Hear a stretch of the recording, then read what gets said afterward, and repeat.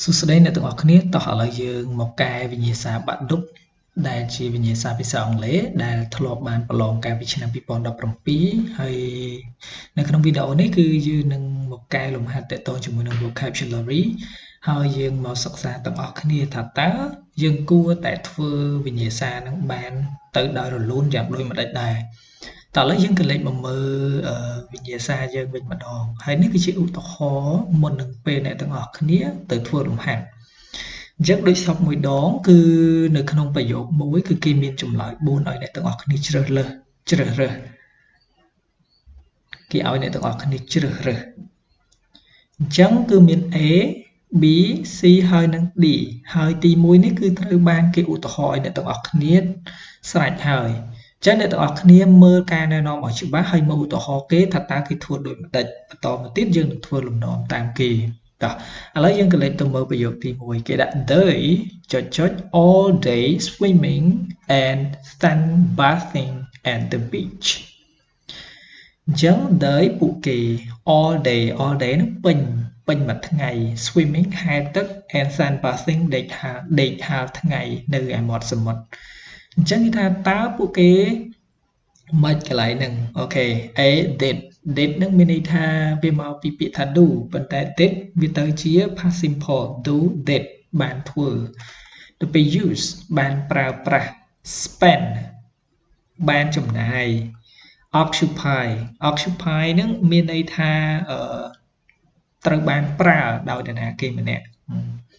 អញ្ចឹងនៅក្នុងហ្នឹងចម្លើយដែលត្រឹមត្រូវគឺយើងយកពាក្យ spend they spend all day swimming and sunbathing at the beach ពួកគេបានចំណាយពេលពេញមួយថ្ងៃនៅក្នុងការហែលទឹកហើយនឹងដេកហាលថ្ងៃនៅឯសមុទ្រអញ្ចឹងពាក្យទាំងអស់ហ្នឹងគឺមានពាក្យមួយដែលស័ក្តិសមល្អ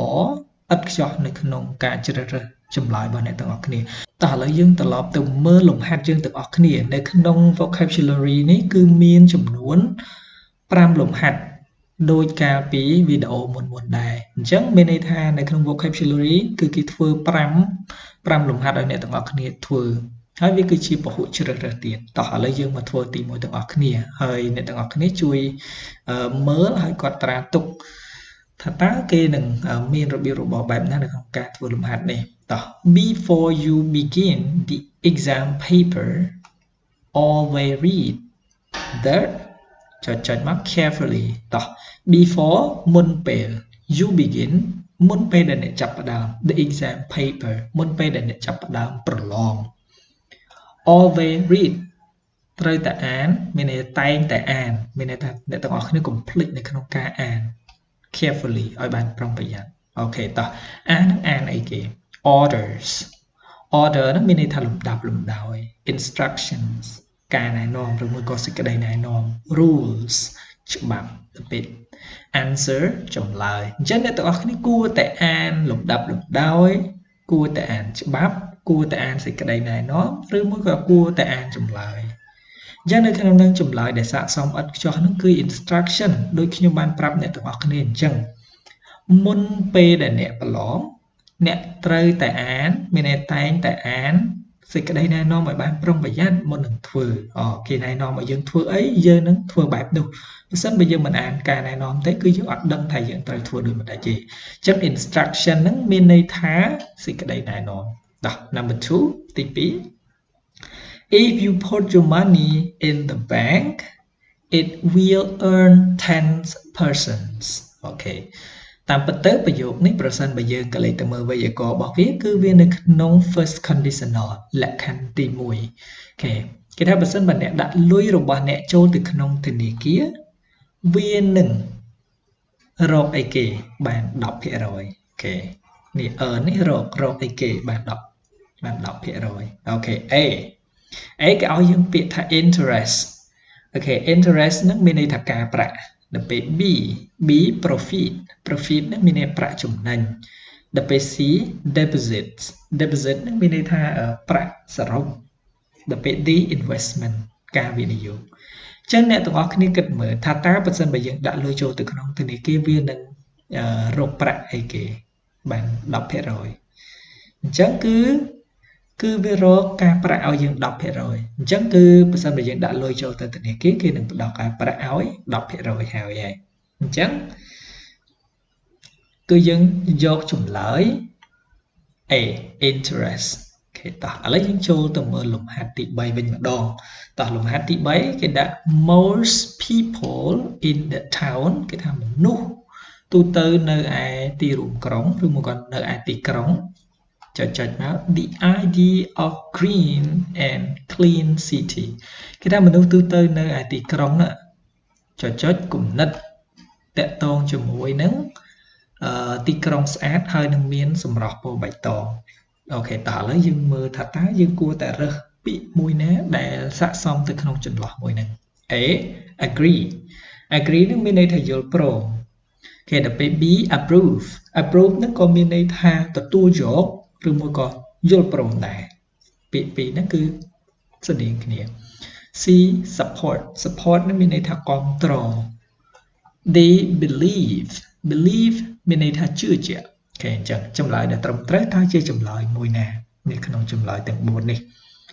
អញ្ចឹងចម្លើយត្រឹមត្រូវគឺជាចម្លើយ C support Most people in the town support the idea of green and clean cities គេថាមនុស្សទូទៅនៅឯទីក្រុងគឺគាំទ្រគំនិតទាំងអស់គ្នានឹងឲ្យទីក្រុងស្អាតហើយនឹងទីក្រុងមានសម្រស់ពណ៌បៃតងអញ្ចឹងយើងយកពាក្យថា support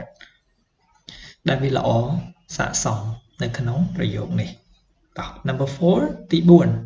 The plane was delayed by fog The plane was delayed by fog and so I ចុចមក my connection គឺថាយន្តហោះត្រូវបានគេពន្យាពេលដោយសារតែមាន app ចុះ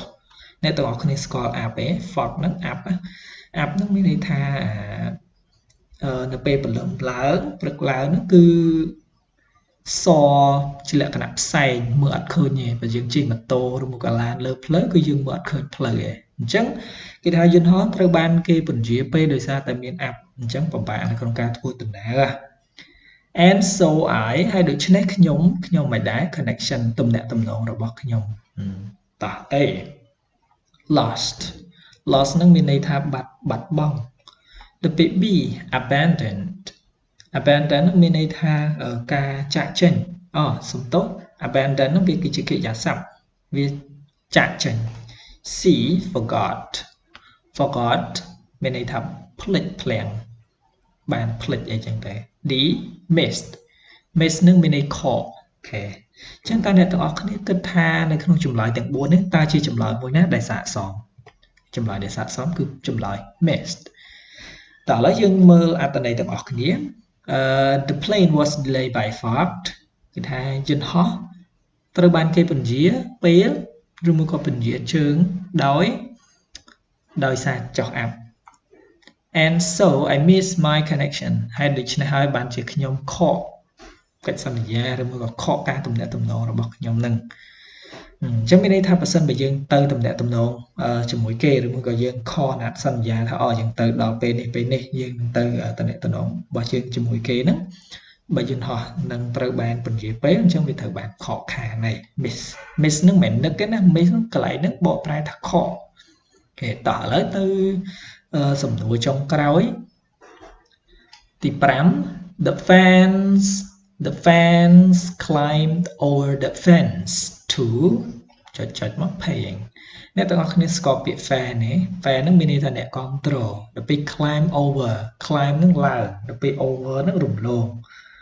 ឡើងរំលងដល់ពេល fan ហ្នឹងលបងអូខេ the fans climbed over the fenceមានន័យថាអ្នកគ្រប់គ្រងគាត់បានឡើងរំលងលបងមានន័យគាត់ផ្លោះលបងបើយើងបកប្រែឲ្យស្រួលស្ដាប់ផ្លោះលបង to paying នឹងមានន័យថាការឲ្យលុយឬមួយក៏ការចំណាយលុយទៅលើអីមួយអញ្ចឹង A avoid ចម្លើយ A avoid គឺមានន័យថាគេចចេញឬមួយក៏ជៀសចេញជៀសវាងអីចឹងទៅ B prevent ការពារដល់ពេល C abandon នោះមានន័យការចាកចេញ D refuse បដិសេធអញ្ចឹងអ្នកទាំងអស់គ្នាគិតថាចម្លើយមួយណាដែលជាចម្លើយស័ក្តិសមនៅក្នុងប្រយោគទី5នេះ គេគិតបន្តិចមើលបាទចម្លើយដែលត្រឹមត្រូវនោះគឺជាចម្លើយ A avoid អញ្ចឹងនៅក្នុងនេះគេនិយាយថា the fan climb over the fence to avoid paying មានន័យថាអ្នកគ្រប់គ្រងគាត់បានផ្លោះល្បងមានន័យ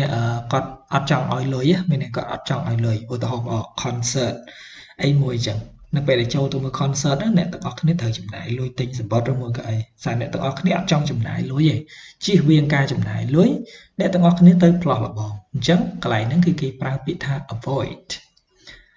អូខេអរគុណអ្នកទាំងអស់គ្នាសម្រាប់ការតាមដានវីដេអូមួយនេះហើយអ្នកទាំងអស់គ្នាសូមកុំភ្លេចជួយចុច subscribe ទៅលើ YouTube Channel របស់ខ្ញុំ KH English Class ហើយនិង Facebook Page របស់ខ្ញុំបន្លែងយានសូមអរគុណសូមជម្រាបលាជួបគ្នានៅវីដេអូក្រោយ